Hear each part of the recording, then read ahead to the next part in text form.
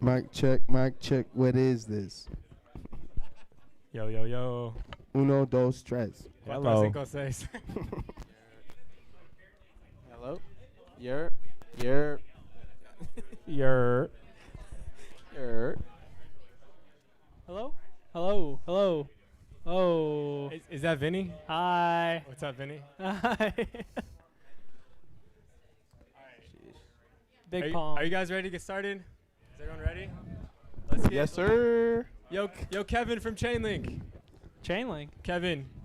Kevin. Kevin. Where are you, Kevin? Paige and Kevin. Oh, God. I love Chain- Chainlink. We love the Oh, links. I can't even whisper. People. You can't. Don't say no shit. Nah, I'm not gonna say Shh. It's pop. I look crazy. I'm like,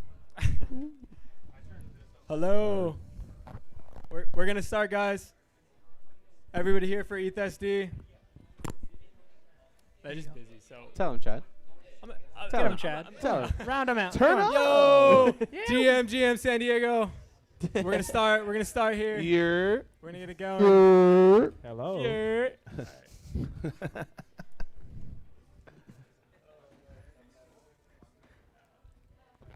have enough seats, bro. I don't know. According to my calculations.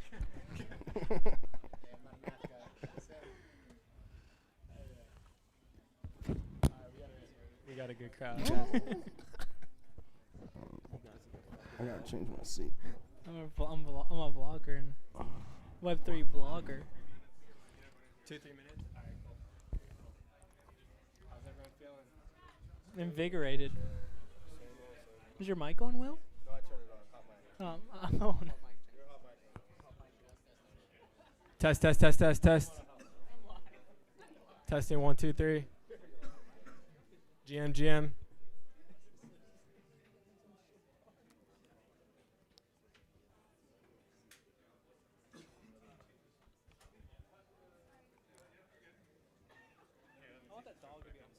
Right?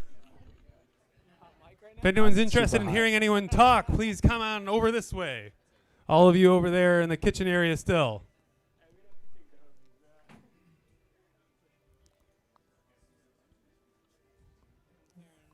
And is Paul actually leading this?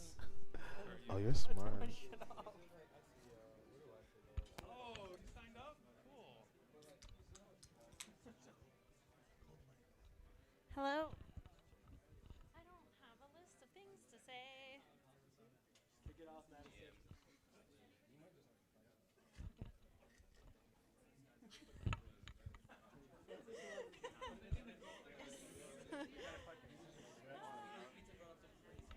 you kick it off? Thanks so much. I'm sorry, I didn't realize. Mic check. Hello, everybody. Thanks for coming out to the first ETH SD meetup hosted here at our offices at Edge. I'm amazed. Love the turnout here today. I always wonder whenever the price just kind of like starts to go down, how many people are going to show up and chicken out. But no one's scared. We all got diamond hands, right? So kill it. So thanks for everyone for coming out. For those that might be new to us here at Edge, where we host the meetup, we host meetups at least once a month, if not several times per month. Various different meetup groups are very welcome to come on by. If you do host a meetup group, especially if it's in tech or crypto, make contact with Madison, who is right over here inside of the office. She can coordinate some events. We just love hosting people in the community. It's entirely free. Just provide cleanup services and whatever meals you guys want to provide for your event hosts. My name is Paul Poy. I'm CEO and co-founder of the company Edge. Our company's been around since about 2014. Our product is a self-custody exchange for crypto. It lets you buy, sell, and trade crypto in various forms, different currencies, but always keeping custody of the private keys in your hands. And we think is a fundamentally very, very important part of crypto. So with that, if you have any questions about the app, feel free to look for me or anyone else in an Edge shirt. We would be happy to help out. But for today, we're going to be talking about NFTs. I'm going to hand it off to the ETH SD organizers, especially Chad, who kind of heads up, Chad and Chase, who head up the efforts. So definitely let them kick it off. And thanks a lot, everybody. Let's go. All right, Paul. Thank you so much. So we're ETH SD. We're a community here of builders, engineers, creatives who are bullish on San Diego and want to make this a Web3 hub. Thank you to everyone for showing up. Thank you to Edge for hosting us. Thank you, Chase. Thank you, Serene. Where's Serene? There we go. Super excited to introduce. We got Pierre, Vinny, Toby, Will, and Zach. Thank you guys so much for coming out. We're going to talk about NFTs, and let's do it. GM. And we got GM. Chad. Don't forget Chad. We got Chad. And myself. Shout out to Chad. Shout out to Chad. Hot mic. Hot Big up, mic. Chad. All right, well, let's just start off maybe going down the line. Like, how'd you guys all get into NFTs? What's your background? What was the inspiration? Like, what drove you guys to get into the space? Yeah, I'll go first on that one.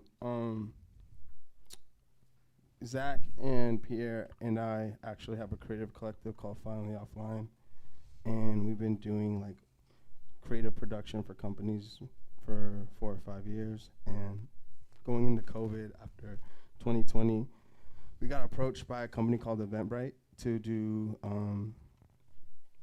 IRL activations, and they wanted us to curate galleries with different artists. And so we essentially, coming out of that meeting, they were like, we don't know what's going to be possible next year, so we should potentially look into doing a virtual gallery. And they basically said that we should look into Nifty Gateway and Super Rare and other platforms that were already like, pretty prominent with NFTs.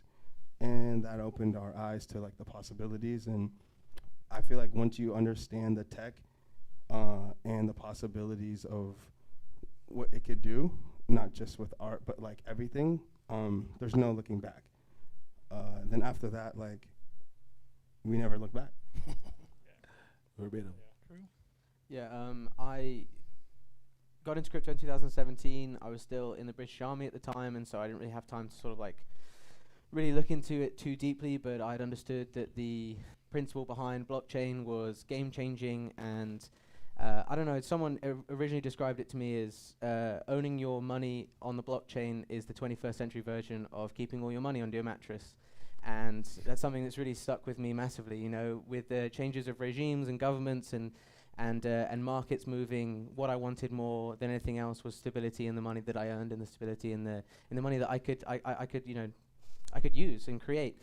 And the idea that I had the keys to my own money was a huge part for me. And then at the beginning, sort of the end of 2020, going into 2021, I was just sort of messing around on crypto Twitter, found NFTs, and luckily growing up in sort of like an art patron household, my mum did a fine arts degree growing up. I just sort of saw the connection between art and blockchain, and that authenticity of being able to sign something, and the permanence of signing your work and putting it on the blockchain.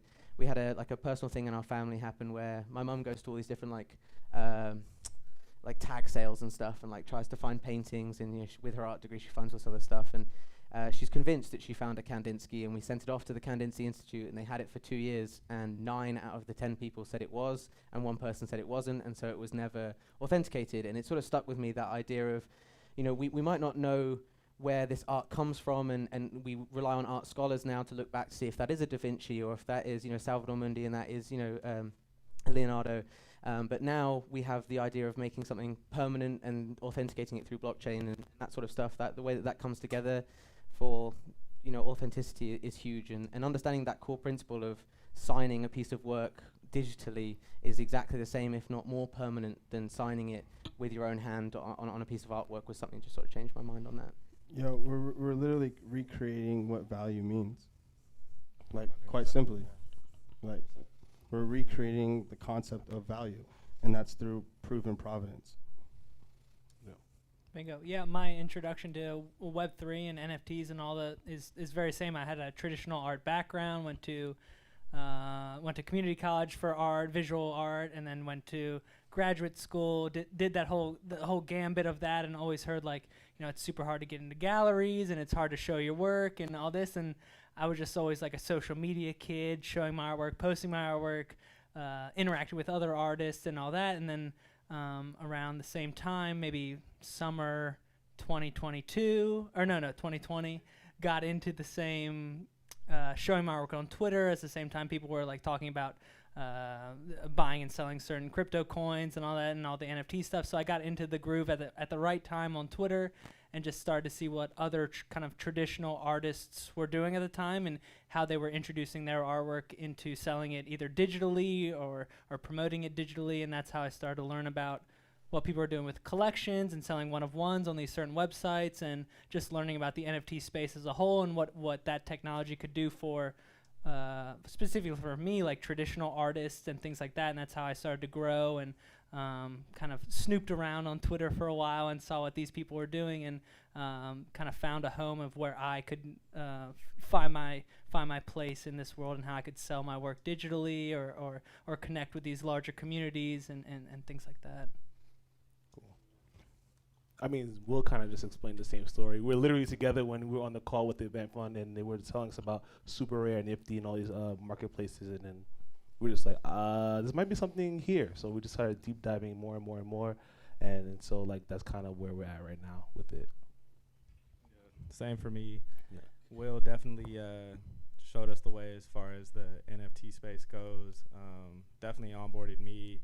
I have been a graphic designer, photographer, and videographer in fashion and entertainment for the past 10 years. And for me, the NFT space, honestly, the community really was like the shining star. Just so much support, everyone kind of not competing, but more so looking to each other to build and just create something bigger with, you know, more substance behind it than just, you know, the fame and the clout that comes with art and, you know, fashion and things like that. So that's what really kept me here. The underlying thing here is that I think the biggest part of NFTs is that more people across the world, just normal people, are interacting with art in a way that they haven't interacted with it before. If you wanted to go and buy an oil painting or any painting for that matter, you'd have to go, maybe 10 or 15 years ago, you'd have to go to some gallery in your hometown, and you'd have to sit there and be dressed up and down by some horrible art curator who doesn't think you're good enough to own a piece, you know, and go through a bunch of different brokerages, ideas, and it's enough, that in itself is enough to turn the majority of people off from owning anything, any piece of art. Where we're talking about now is extending that to online communities and anyone who can interact with it. If you want to jump in a Discord and talk to Vinny about his artwork and connect with his artwork, you can buy it. You don't have to buy it. You can sit there and talk with other people who think about creative ideas. They think about art in the same way, and you get to bounce off those ideas. And we've seen, being in the NFT space for the last year and a half, just how important and how huge that powder keg is. You know, even if you just get like we launched Vinny's project sort of 6 months ago now, and the amount of projects that have been spurned through those communities are massive, because people come together, they see the power of the community, and they go, oh, I can do that myself, and I have an artist friend who I'd like to support and bridge out.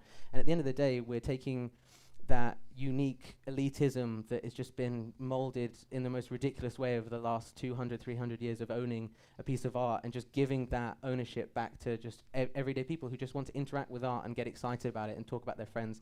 Pretty sure like every single person in this room obviously knows the word NFT, but they've had friends come up to them and ask them to explain what NFTs are, ask them to explain what the blockchain is. And that's a revolution that's happened in the last year, because it's becoming more of a permanent fixture in society. And that is a huge part of spreading the message. You know, at the end of the day, we're humans. We like to interact with art. We find things pretty. We find things bleak and dark, and we like to interact with it in a certain way. If we can do that together online, that's even better. You know. Hell Bingo. yeah. Absolutely agree on that. I think the best technology is one that definitely unites people and starts to remove those barriers. So really appreciate you guys kind of shedding some light on that. I know we touched on a few different previous occupations and things like that, but I would love to hear from each of you what you guys were doing prior to NFTs, and then maybe talk about like that moment of disruption, I guess you could call it, when you realize like, oh wow, like I need to switch, I need to shift. So we'd love to hear about that.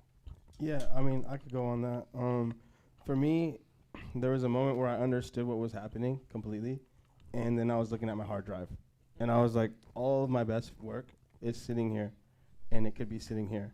So that's when I knew I had to take my best photos, and apply them to the technology, use the technology, and kind of like just use it as a use case of like, this is a better place of storing the things that I want to be known for. Like, I have some great photos that I'm very proud of, and I want those to live on. And if this house burns right now and this hard drive goes with it, like, that's not going to happen. So at that very moment, I just knew like this technology is more important than anything that I've done so far. So that's when I started to use it and apply it. Yeah, for me, I think, you know, I'm not an artist myself, unfortunately. I wish I had that part of me, but I was in the British Army for 7 years beforehand. I joined when I was 18, I left when I was 25, and I sort of didn't really have a direction at the time, and I just sort of wanted to figure out what I wanted to do with my life. And coming in as like, you know, you've got an amazing artist to my left, an amazing artist to my right, trying to find a space where you know, I could connect people in the same way that, you know, managers would do, or you know, just trying to understand the space from someone who wasn't an artist themselves. And the nice thing about Web3 is that you can create roles for yourself, and you can create connections with other people that help you put that artwork out. You know, Vinny and I met through the Cool Cats Discord 6 months ago when the Cool Cats launched, and we'd, you know, just talked about art, and I saw that he was an amazing artist, and I said, you know, have you ever thought about doing a collection? And we built this collection, and now we're here 4 months later in a completely different ball game with completely different people. And that's just from reaching out and getting that connection with the people you sort of rock with. You know, you're like, hey, I really like what you're doing. What could we be doing together, and how could we be making this bigger? And I like to refer to Web3 as just this, like, we're all stood on the touchline of a massive open field, and it goes for miles and miles and miles and miles in out in front of us. And we're all going to take off in our own directions, and some of us may cross paths, and some of us may never. But the amount that we can build is just literally to the testament of how much time and effort you want to put into something. If you want to go out there and build the next biggest NFT project, all it's going to cost you is your time and effort.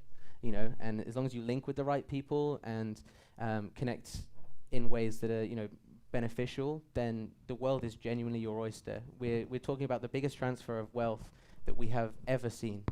You know, probably in over the last 1,000 years, in my opinion. You know, we're talking about ever. We're talking about cutting out middlemen, people who've been literally stealing from artists. The high society art world dislike NFTs, not because they don't understand the technology, but because it means that their cut is removed. You know, the difference between if I was if I was like an art broker in the fine art world, and I was selling one of Vinny's pieces to an undisclosed buyer, the only person who understands the money that's transferred hands there is me. And so I could come back to Vinny and say, hey, you're getting 80% of the money here, and I'm taking 20% commission, but he never sees the receipt of it. With the blockchain, we hold people accountable with how much money goes where, and we can finally pay artists the lion's share, which they deserve. And that is the crucial piece that it can't be understated compared to old markets and new markets.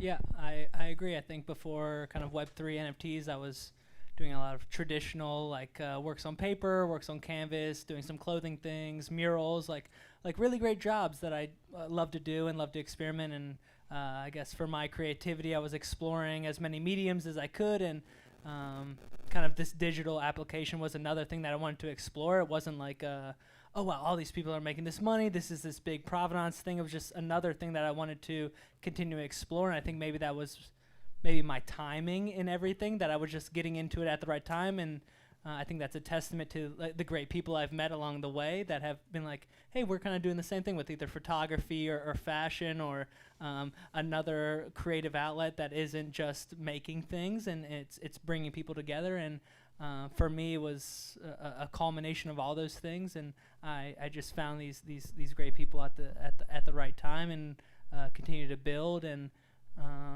that's how it is now. Yeah. But your right time is right now, by right. the way. Like it might, like, and I mean that 100%. You know, like, yes, we may have done this 4 or 5 months ago with each other, and we're on our journey doing our own thing. But the key thing you should take away from this is that, hey, maybe I should go and grab a couple of my friends and think about making something. You can always do it now. Exactly. Yeah. I mean, You're still early. Quite literally, like, if you get into that's the blockchain and NFTs today, you'll be better off if you did that tomorrow. Yeah. It's just literally like you have an advantage being early, and like I can't understate that.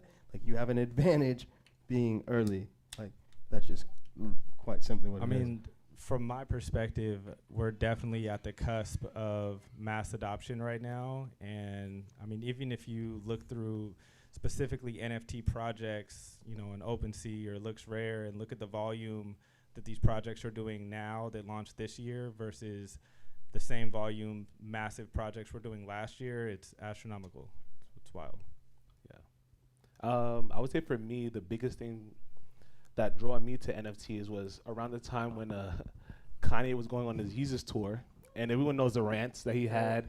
It's like, why the hell is it Love Nike the giving my rants. royalties? Well, I'm like, performance athletes, you know what I'm saying? Like, fuck a NBA player, I'm a performance athlete. And when I actually understood what he meant by that was the light bulb clicked in my head. I'm like, yeah, like, why is he not receiving the same amount of royalties as these athletes? His shoes are just as popular. They're selling out probably way more than any other athlete. Why is he not touching that off of his creativity? And so when I heard about NFTs and the fact that you were able to get a percentage of your royalties based on secondary sales, I was like, yes, that makes sense. Myself, Zach, and Will, we've been giving creative ideas to brands and companies for years. And, aside from that first check, we weren't seeing anything that happened after that, They were selling millions and millions of shoes, and we got nothing. So when I realized that we can get a percentage, literally like, oh, this is the way things are supposed to be done.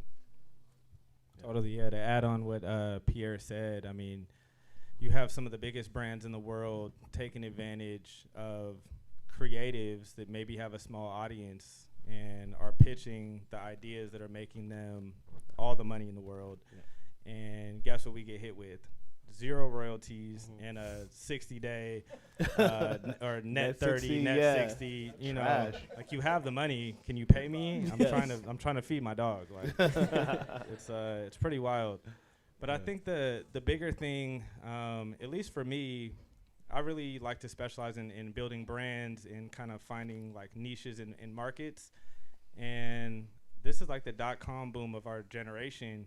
And there's, so many different directions, as Toby said, that you can go and really, pinpoint it, what it is that you thrive in and find your tribe and build something.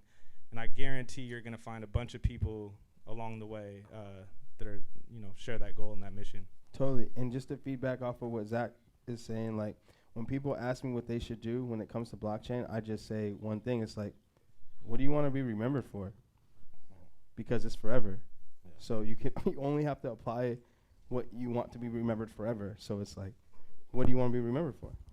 Especially as like an artist, like put your best foot forward and create what you want to be known for sure. Amazing, guys. So honestly, like that was crazy. Like, you guys shared so much alpha right now, and maybe for everyone in the audience, like, what should people look forward to in 2022? Like, what are some macro trends you guys see? I mean, Will, your palms with photography, as well as Pierre, Vinny doing hand-drawn art. Like, what are some trends you guys are seeing in the space, and what are something you guys can share for the audience to look forward to? I'm excited about individualism, like people authentically and unapologetically being themselves. Like, that will be rewarded, and that's what I'm excited about. And with that being said, like, I don't know what I'm truly excited about, but when I am able to identify it, I'll feel it. I'll invest in it, and it'll be amazing because it will be like something I've never seen before. And like, the market and the space is so small still that you could feel when people disrupt it, and that's what I'm excited about.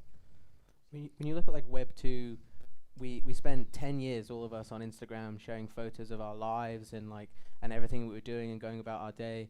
And a lot of fantastic photographers gave up their work for free there, and if you look at the Instagram terms of use and all that other stuff, like, Instagram owns that piece of art, like, you posted it there, that's theirs.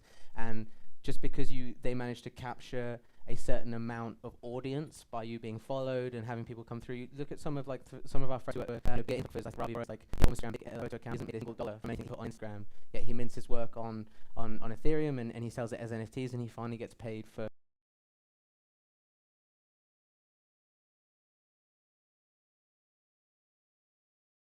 what he's done. So rather than like the huge thing that I'm excited for is this shift away from giving just an exorbitant amount of your time, effort, value, creativeness to these massive brands who just want to almost whore you out for likes and all these other things, and just taking that and, like Will says, creating the permanence of putting it on the blockchain. He had all these amazing photographs he'd taken over the last 10 years on a hard drive that now live forever under a decentralized contract on a decentralized system that he owns, that he can then sell for 100% profit for himself. And that's huge. Like, it's absolutely massive. We need to change the way that we think about sharing our work and what it means to own something, and never to be just the growth of NFTs in general. People link NFTs to art at the moment, but non-fungible tokens will completely change the way that we interact with the world. If you want to go and get a university degree, rather than having that as a piece of paper or akin to a piece of paper, you can have as an NFT. You want to buy a house, that should come as an NFT. It's digital ownership of something that is it's on a higher plane than artwork. Artwork is amazing and it's fantastic and it's important for our culture and everything, but to create tangibility and ownership through digital ownership, it will change the world. And when we're sat in this room in 10 years' time, every single person will have a wallet that has an NFT in it that has something to do with it. You know, passport, a dog passport. You know, like and I think that's because like blockchain just solves like one problem, and that's probably not like understanding who owns what, being able to identify that and verify that. You know, like whether it be like is this a condo or not? Like, do you really own this land or is it just like one in town? Like the real is not, and that's blockchain change. That's how I honestly feel. And I'm thinking, I'm an artist. Though I've built, I think, most of my communities from the NFT Web3 space. Now looking back, and I still want to stay in a kind of Web2 atmosphere a little bit in real events, or murals I might do, or something. It's like bring those people that met me or were introduced through my artwork through these Web3 spaces or NFTs, or then getting back into real life and having interaction, hanging out, and something. Or they, for me, I try to put on pants or shoes or something to me, and I can leave them with like maybe a day at a time. So I just want to not put everything into the metaverse or Web3, as it does, but it still keeps us like in real life interactions very special and sometimes. Because Web3 isn't a light switch. It's going to be a gradual progression. There's Web 1.5, however people want to classify it. It's not just going to be a quick transition. Like having like a physical revolution of art is important. Again, you goes, and they still be at some time. The times will change to some for artists. Just trying to pay people the money they deserve for the art that they create, while also bringing people together in a community that can then appreciate it. Totally. And I mean, on top of that, it's like you hear all this metaverse talk and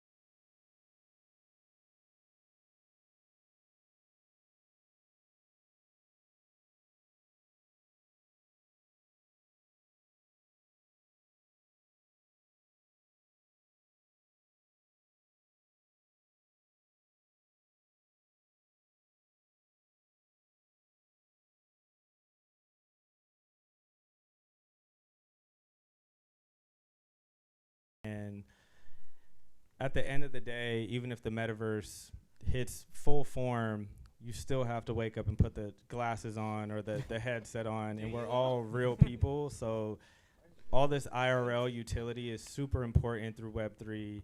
You know, you have to be able to connect with the community in real ways, in real places. You know, that's why we're here. That's why we're in Miami or NFT NYC. There's so much more to the scene than just the tech and the art. And it's really the people that are building this community that make it important.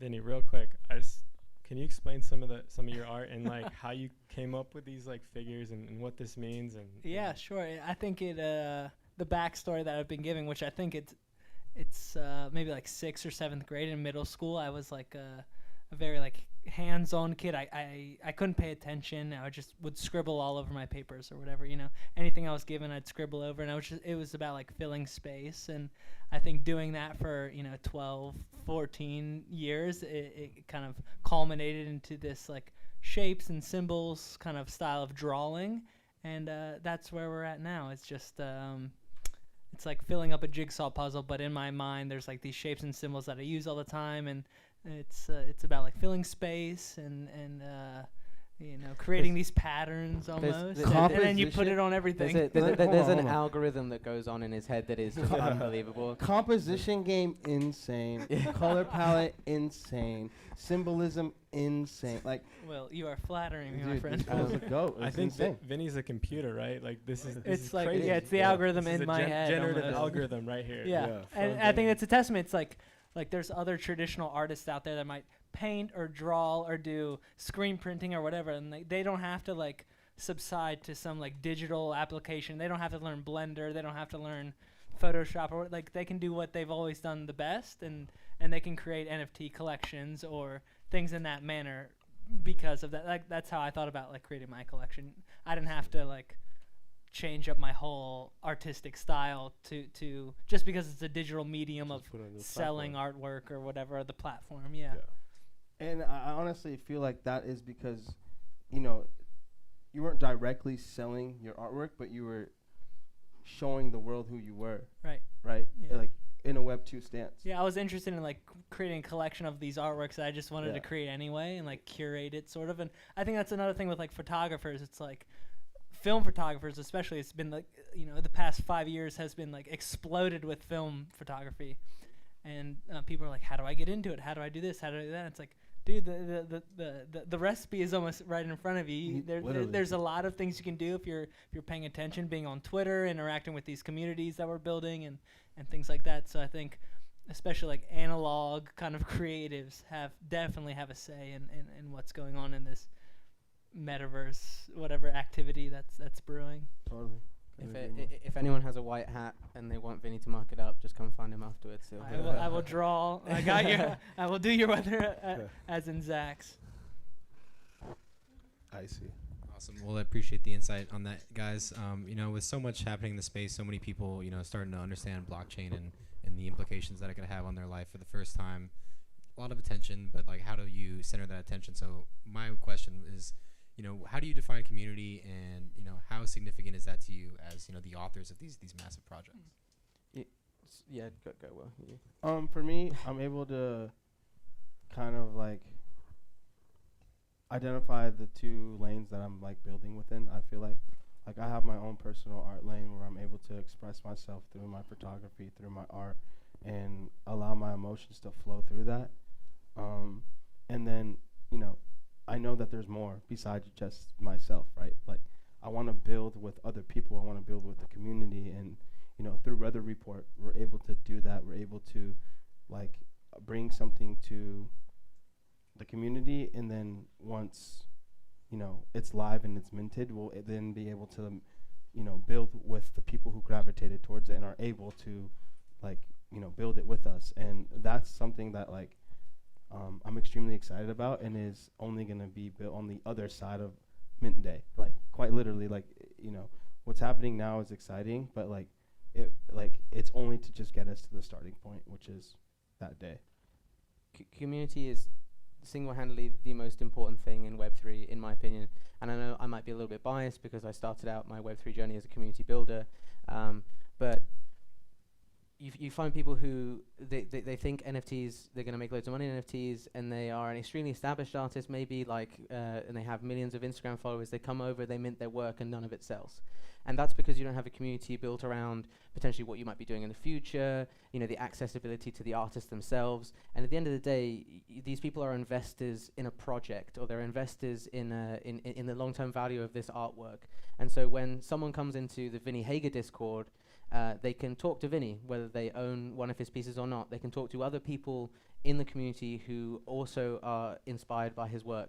And I go back to like the 60s and the 70s, and you talk talking about just like high echelon, like New York collectors, right? They used to all get together around these like bougie dinner parties and like, look at my Warhol on the wall, and all get to talk about it, and there's like 20 of them in there, just like. Discord is the new dinner party. No. I mean that. I mean that genuinely, Somebody right? tweet it. But this, yeah, someone needs to tweet that. But this time round, it's different because the rest of the world are invited to that party, right? Anyone can hop into any Discord server at any time as long as it's not closed, and get in and talk about whatever they want with other people, like-minded people who are interested in that project.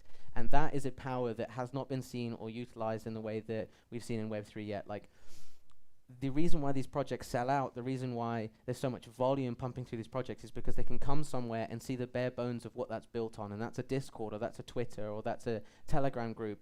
It's just a group of people getting together to talk about a common goal or common understanding, and that is so important. It's why things sell. And if you don't have buyers, you don't have a community, and you don't have a project, and it doesn't work. And so you can't fail at the first hurdle. It's something that I always tell people who are like, I'm thinking about selling my work as NFTs. Fantastic. What you should do first is what you should do first is spend a couple months in the space to understand it. Then build out a Discord and build out a way that you can sort of like leak things. You know, like when we set up Vinny's Discord, we spent a whole month of him just like putting stuff in the archive channel of things he'd done in the last 10 years, whether that was drawing on a motorcycle helmet or drawing a massive mural, and just to get an understanding of this person as an artist.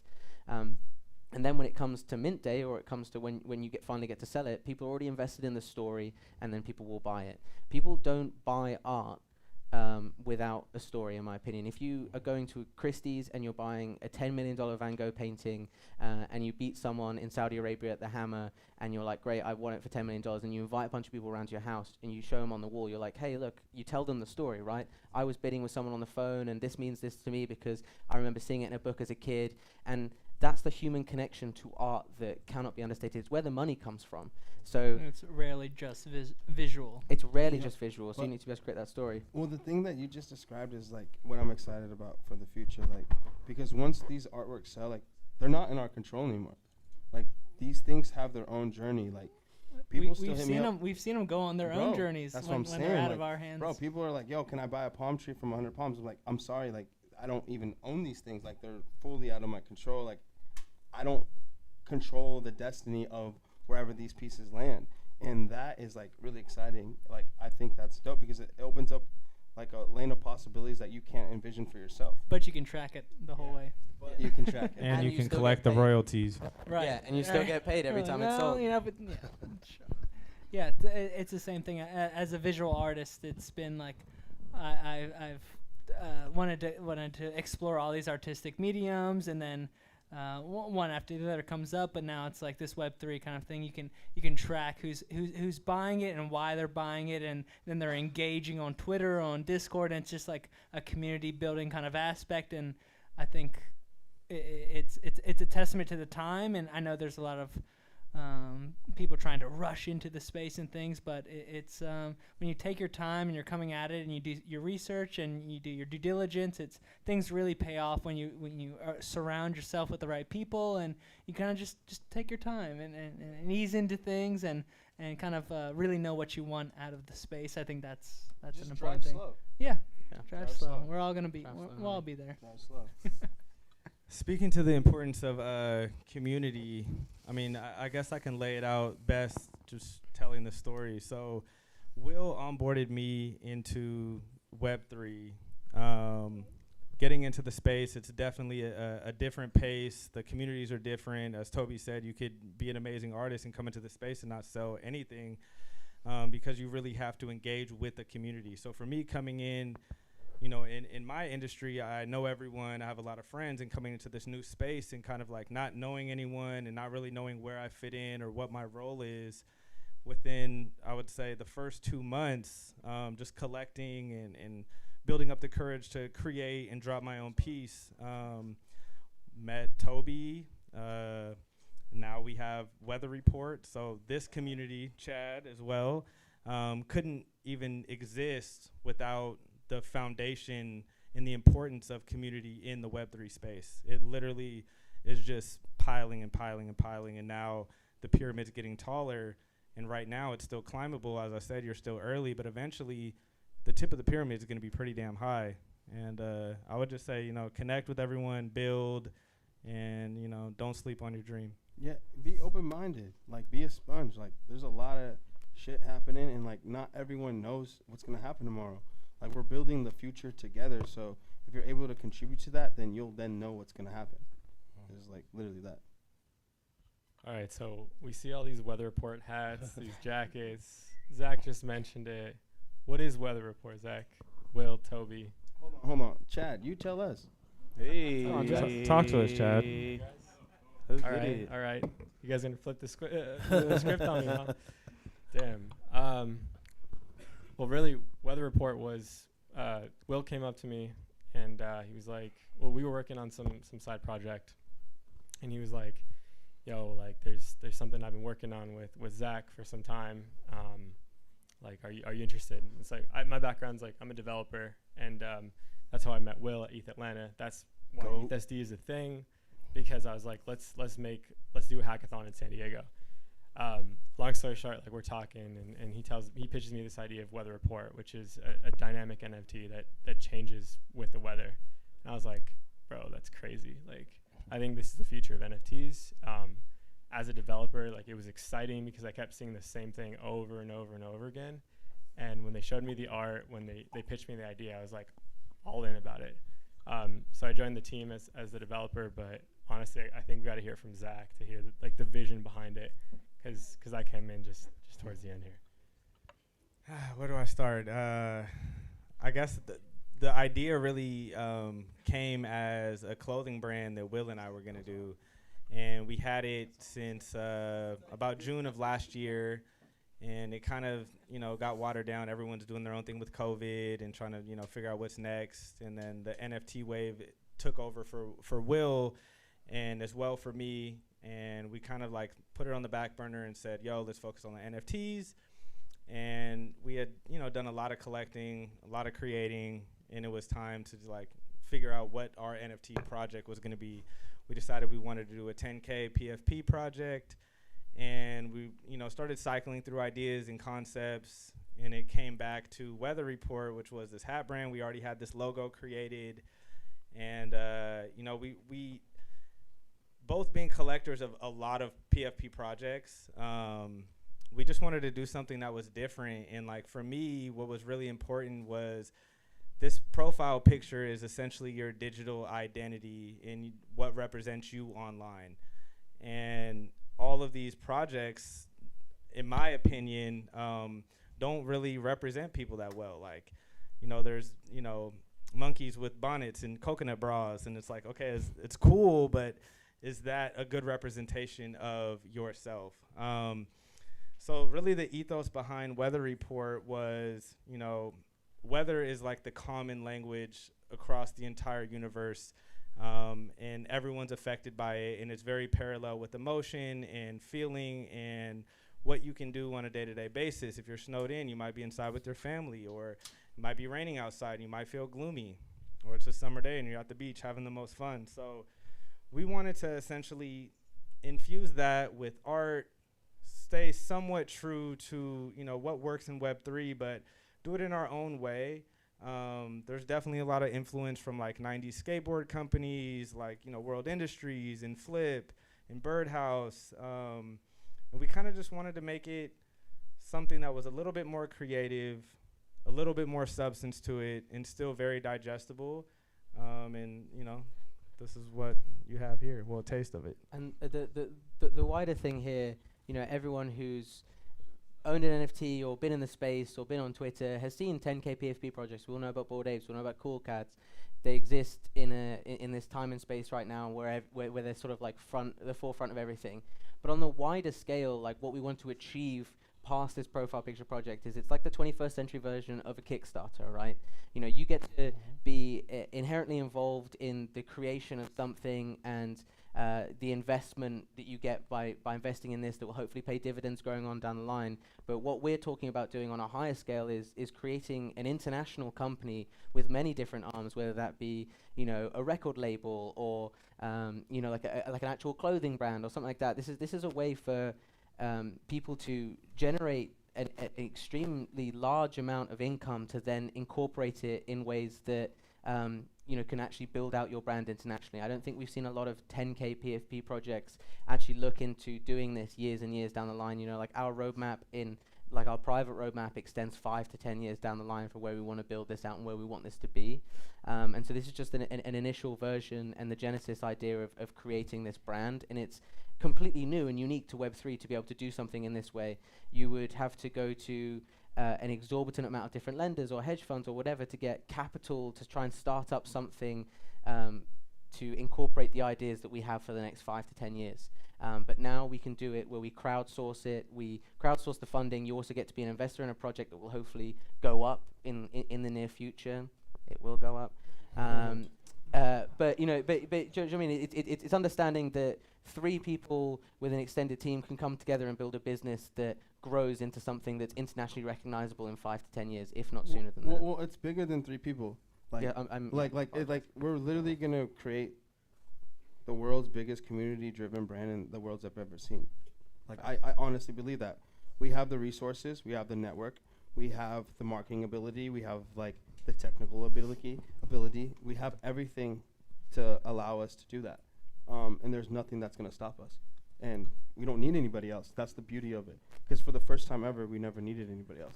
Like, from a resources standpoint. You and can sign everything some else. crazy contracts or like owe other people money or like pay things back. You know, you can do things together through our collective influence through Web3 and launch something that stands the test of time. And that is the beauty of Web3, just literally in a nutshell. Definitely. I mean, we've gotten extremely far so far with very little startup cost. So, you know, any idea that you have, just through time and effort and engaging with the community is literally 100% possible. You know, as Will said, some of these larger ideas in Web 2, you need massive amounts of funding and possibly multiple rounds of that. In Web 3, just by engaging and believing in your idea and going full speed ahead, it is 100% possible to gain massive amounts of traction within a few months. I've seen it. I'm doing it right now, and I'm sure I'm going to watch a few of you guys do it as well. Beautifully said. With that, we want to open up the floor to questions. So how much time do we have, Madison? Maybe like 12 minutes? 12 minutes? Okay, yeah. Are you guys open to some questions? Yeah, absolutely. Let's go. Sure. Thank you guys so much also.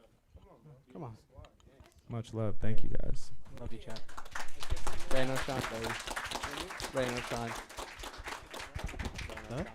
I kind of have a futuristic question because you guys are pretty deep into the marketplace. When I look at NFTs, it's pretty obvious that the technology outpaces the utility. And so I wanted to see if you guys have given any thought to maybe 20 years in the future what the real utility will be for the NFT vehicle. I mean, I'm not gonna hold you. I can't look 20 years into the future, just because I know there's gonna be something bigger and better. And you know, quantum computers are coming, and I don't know what they're about to do. Even blockchain, like, we don't even understand the technology that we have today. Like, there's gonna be other innovations that are gonna happen, and I'm excited about innovation within blockchain itself. After that, then we can go into some other things, but like, I think there's still a lot of room to grow with just what we have already.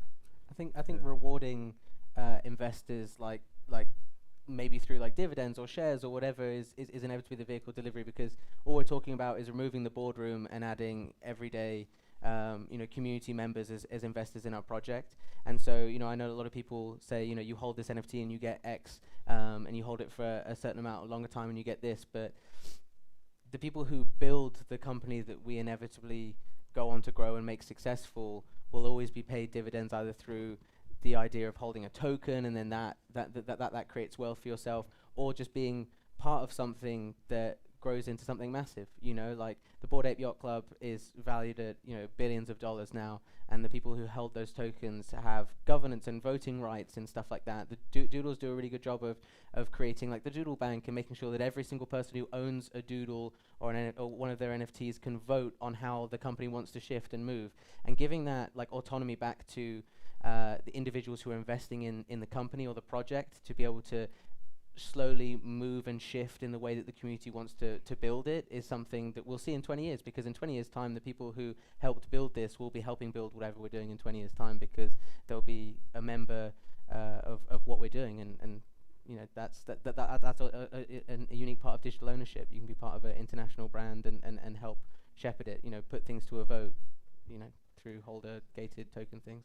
Yeah, I mean, even to add on that, you have to look at commercial rights. You know, we're going to sell 10,000 NFTs, and let's just say the 6,000 holders that end up with that amount of 10,000, they have the rights to go put that on a Coca-Cola bottle if their uncle's the VP at Coca-Cola, and basically, you know, jump off of our launch pad and then go run up revenue in their own respects based on the IP that they now own.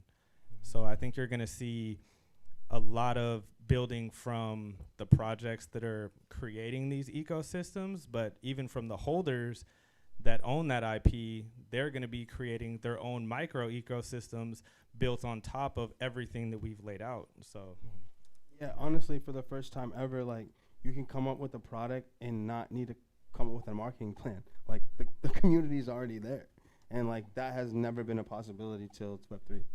And I mean, when has any massive company turned around and been like, hey, the users or the people who own our product, what do you think we should do? And you know, that's a really nice turn of phrase, you know, and it's a really nice difference in the way that we're building projects that are crowdsourced, crowdfunded, and crowd-grown. And so, yeah, so to properly answer your question, we don't know. The community will tell us in 20 years' time, I'm sure.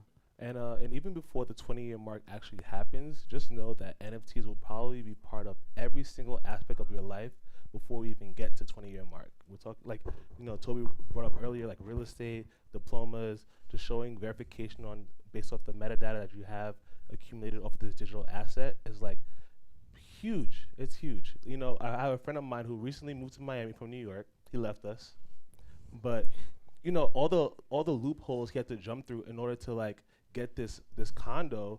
I was like, once we have NFTs, it's like you can skip all these middlemen who get like a piece of every single thing that you get in order to buy your home. You know, it just, this digital asset is going to prove everything for you, and that is where I'm most excited about. Like I said, before the 20-year mark, we're looking at maybe like next 3 years tops, 4 years tops. Yeah. It's a trustless system, Yeah. you know, and human error is out of it, even outside of real estate. In every way that you can cut out a middleman, you also have to look at what can and can't be forged, whether that's a COVID-19 vaccine card, good or bad for some of you, I don't know. San Diego, let's go. Like it. But I mean, you know, passports, diplomas, degrees. The list is endless, and you know, right now it's the art is the art is the vessel for this technology to be brought to the world. Yeah. And the best way I like to explain it is, back in the day when CDs were still a thing, when you buy a CD, you have the album art that's, yes, really cool, and you look through the booklet, but the value is the CD inside, the technology inside. You know, that's the way I look at it. Art is the Trojan horse for the future. Yeah. All right. Do we have any other questions? Sorry about that. I just want to make sure everyone gets their question. First off, thanks for guys for coming along. I actually work for a DAO right now, and personally, just seeing firsthand, I'm noticing how much even DAOs are playing a role in how it's shaping the NFT space. Huge. What's a particular role that you're looking that you want to see DAOs help contribute to the NFTs ecosystem as it evolves over time?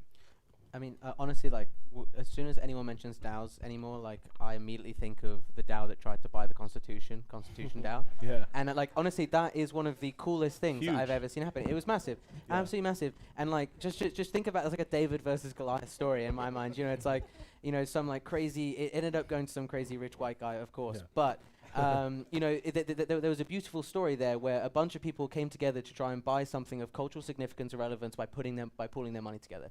Yeah. And we're gonna. It's only the first iteration of us seeing something like that. And the beautiful idea of being able to pull these different, like, expensive assets together to collectively move it towards a common goal of owning something together, it just further powers that community factor, right? It's like, hey, as a community, we got together and we bought the mother flipping Constitution of the United States. You know what I mean? Like, quite literally, bro. Like, when I think of DAOs, I think of the DAO that bought the original Dogecoin meme. Like, bro, like, that was $7 million put together by like a thousand people.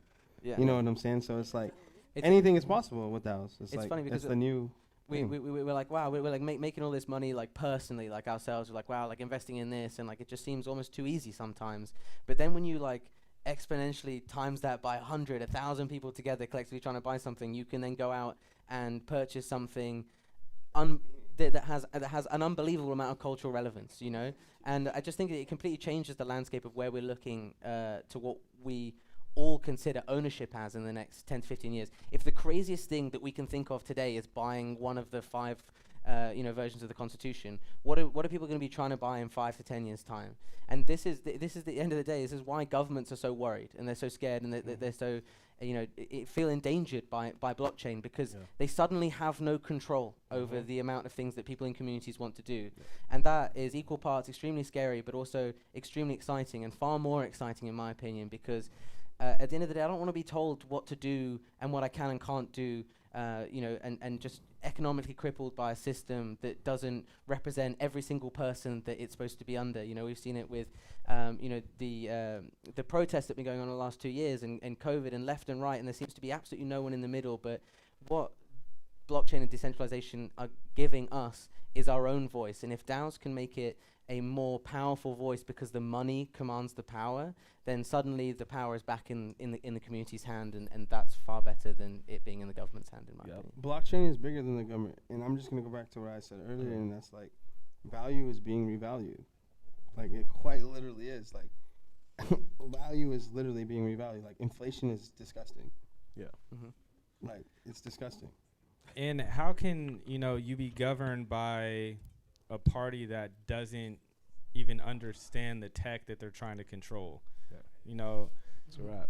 We're the ones building the future and building Web3, literally the future of the internet, and to have somebody try to tell you that, you should be taxed this amount, or you can't do that, or this is banned, and they don't even understand what they're banning, you're essentially blocking innovation, Look, at the end of the day, I'm not trying to go like tinfoil hat, crazy doomsday theory over here, but I genuinely believe that the traditional markets will crash in the next 1 to 2 years, just like they did in 2008. In 2008, when the market crashed, we did not have a financial alternative to the US dollar. Bitcoin wasn't created until 2009, and at the still time it was in its very infancy. Now, when the markets finally crash, they crash and they burn everyone like they have been doing for the last 10 to 12, 13 years. They've been doing it for our entire lifetimes. The amount of money that will move on chain, because people will be burned for the last and final time by these markets, and they'll go, okay, how do I secure my money? How do I make sure I can put my dollars under my mattress? They move it into cryptocurrency, and we'll see everything dip along with the market, and then we'll see crypto rip back up, because suddenly individuals now have custody of their own money, and we're not going to give it to other financial markets. And yeah, that's why I have absolutely no savings in US dollars. And Let's go. Baines, what? All right, awesome. Any other questions? Hey, what's going on? My name's H. I think something that excites me about crypto is the ability to kind of level the playing field for communities that have sat at the periphery for far too long. I like seeing the diversity on this panel. I'd love to see more women involved in crypto. Are you all thinking about how what you're doing can potentially help communities that have been at the periphery, and like how are you thinking about that from a systemic standpoint as you build this company and connect with communities and might be able to level the playing field? So Totally, yeah. I mean, I'll use the weather report as an example. One of the things that we're doing is within the traits that create the metadata, we're working with tons of brands from the Web 2 space and kind of using that as a vehicle to bring them and their communities into Web 3. Most of these brands happen to be Black owned, and we're giving out, a handful of whitelist spots to each brand owner to then disperse to their communities to basically help break down the barriers of, entry to Web 3. You could be priced out, maybe you don't understand the technology, but what you do understand is the person that you look up to that is now included in this space, holding a hand to you saying, hey, come with me, I'm gonna bring you. And some of those brands are also female-owned brands as well. So we want to make sure that every community is represented and that we're doing the best that we can to, shepherd them into the space the right way via community, not cash grab projects or get rich quick scheme, NFT, I guess, thought process. but yeah, we're definitely looking out for every gender and every race, and I think it's important. And I think once you dig into the space, you'll realize that a lot of those barriers are broken down already. You just have to get past the barrier of entry, which is normally the hardest part for most people for Web3. Which is education. And like with Weather Report, we're putting a big emphasis on education. Like before we mint and like, you know, sell out and do our thing, whatever, like our biggest emphasis was to create an onboarding event where we, you know, have a full day where we just have experts in different fields to kind of like, you know, liaison these people into the Web3, because this is going to be a lot of people's first NFT from our community, from our backgrounds, because we were some of the first people to enter the space. So they're looking at us like, how do we enter the space? So, you know, it's very important for us to have diversity and have education at the forefront, because that's the only way we could move forward. And, you know, we can only move forward together. Like, that's quite literally what we are and what we represent. I would also argue, like, I agree 100% with what Zach said, where, like, the biggest problem is like getting into the space itself. If you're in the space and you see the creators who are big in the space, it's very diverse, male, female, black, white. It's because it's decentralized, the people who have the most talent rise to the top, right? And that's the beauty in it. That idea of like, we need more women, we need more people of color, is a very Web 2 understanding of it, in my point, because those Web 2 companies create those barriers for entry. They're like, their CEOs are always white, or they don't have women in important positions, because it's a centralized process of how it works, and therefore there's a white man at the top of it deciding who goes where. In the decentralized space, if you have the talent and the drive and the ambition, the best rise to the top. And we see it already. I mean, like, one of the most prolific photographers in the space, Drifter Shoots, who's a black veteran who climbs buildings and takes pictures from the very top of them, just through the pictures of his vans. Like, literally, like, it makes my stomach turn, like, looking at the most beautiful stuff.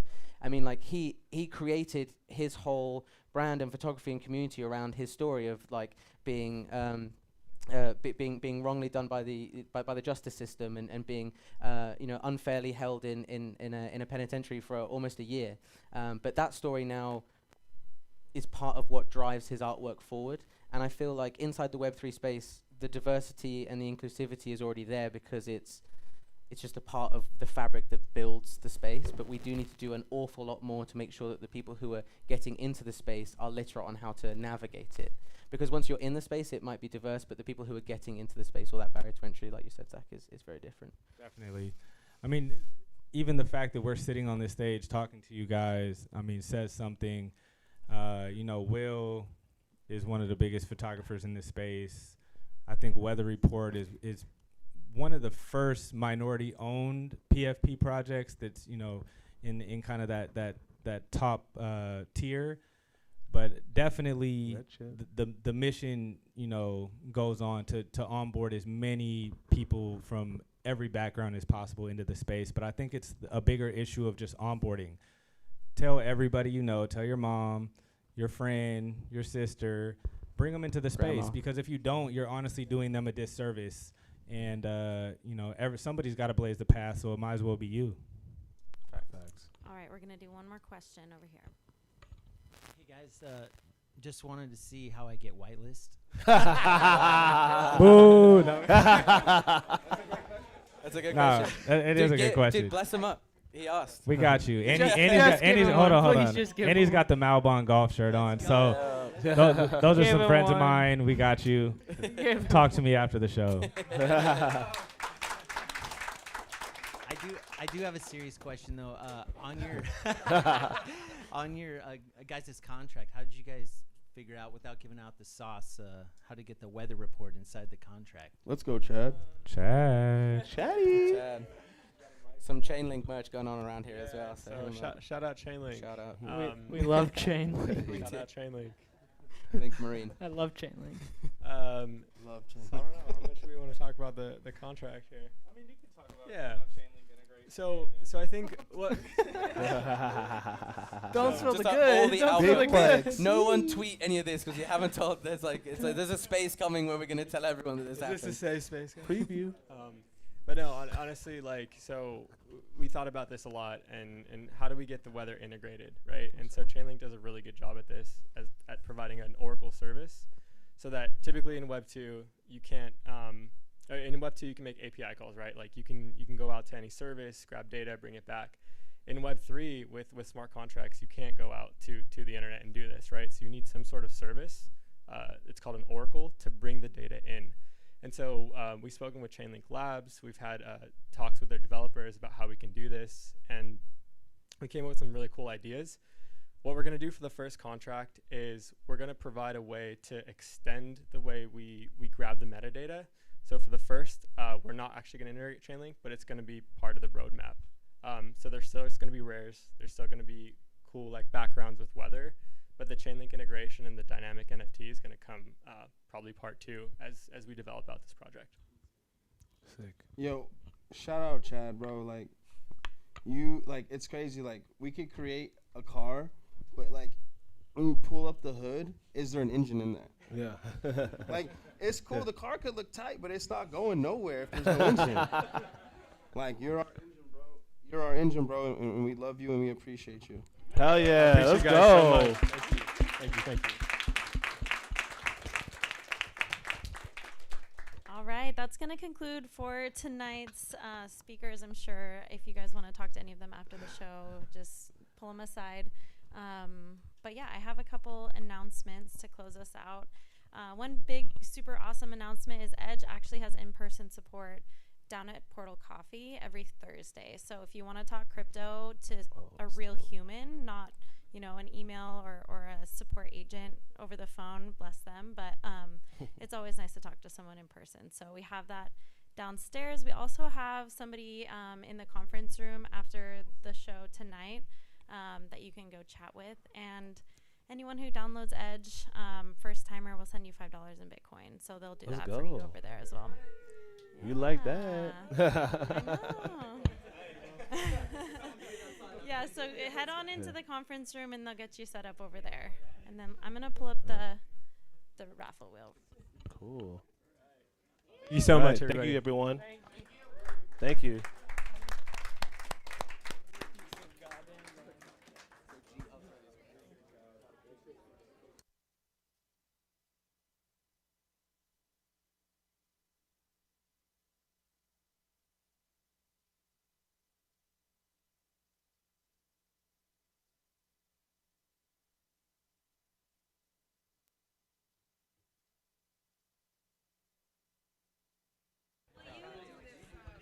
Announce the raffle? Before all of you guys leave, we do have a raffle for anybody that signed up with the QR code. We'll take a little photo here real quick.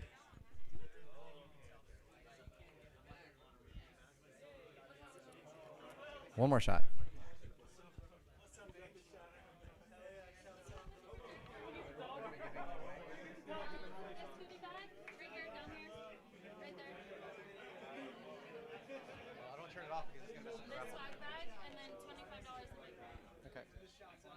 I'll let the photos go.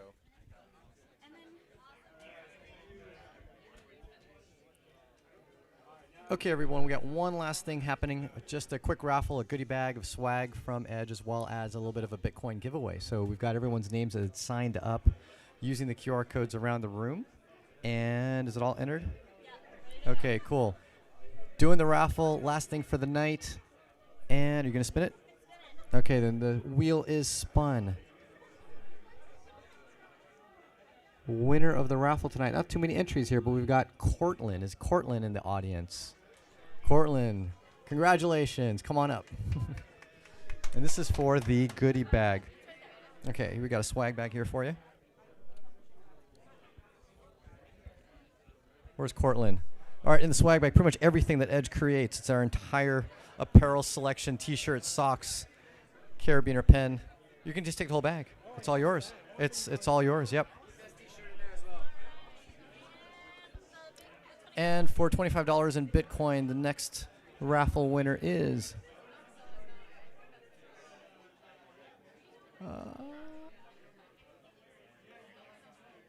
I think that's Matt. There we go. Matt. Is Matt in the room? Not very specific, so hopefully there's only one Matt. Anyone, Matt?